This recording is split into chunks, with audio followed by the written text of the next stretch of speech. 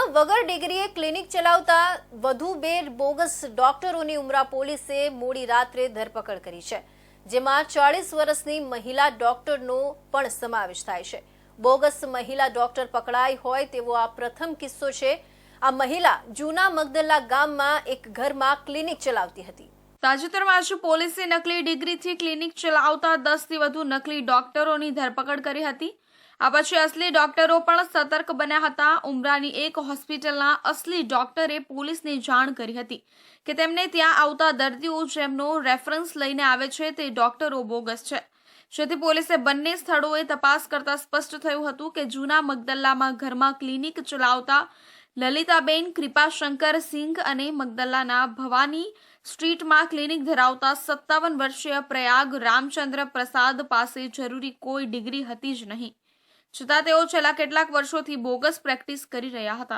उमरा police station विस्तार में पुलिस को इन्फॉर्मेशन मिली कि एक लेडी और एक जेंट्स, ये दोनों इनके पास डिग्री नहीं है, उसके बावजूद भी ये मगदल्ला गांव में एज ए डॉक्टर तरीके प्रैक्टिस कर रहे हैं और लोगों को एलोपैथिक दवाई दे रहे हैं।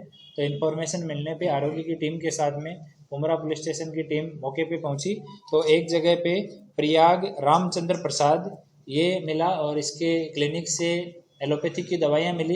डिग्री मांगने पे इसने बताया कि इसने BEMS का अभ्यास किया हुआ है, लेकिन उस जगह से कोई भी डिग्री सर्टिफिकेट नहीं मिला। अभी उससे आगे की इन्वेस्टिगेशन में वो सर्टिफिकेट मांगा जा रहा है, उसके बाद में हम लोग वेरीफाई करवाएंगे कि सर्टिफिकेट कहाँ से लिया, वैलिड है कि नहीं है। दूसरी जगह पे ललिता बहन कृपा शंकर सिंह, ये मूल रूप से औरंगाबाद बिहार की है, 12वीं तक पढ़ी हुई है, ये डॉक्टरी का अभ्यास कर रही थी, तो इसके पास कोई भी किसी तरह का पुरावा सर्टिफिकेट कोई डिग्री कुछ नहीं मिला है। तो दोनों को आरोग्य की टीम के साथ में रख के और इनके खिलाफ में FIR उमरा पुलिस स्टेशन में दर्ज की गई है।